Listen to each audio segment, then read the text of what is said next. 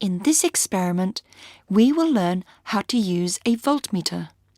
First, your teacher will give you a voltmeter.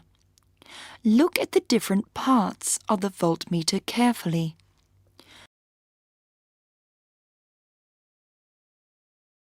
Your teacher will give you several dry cells and batteries. Identify the positive and negative poles of them.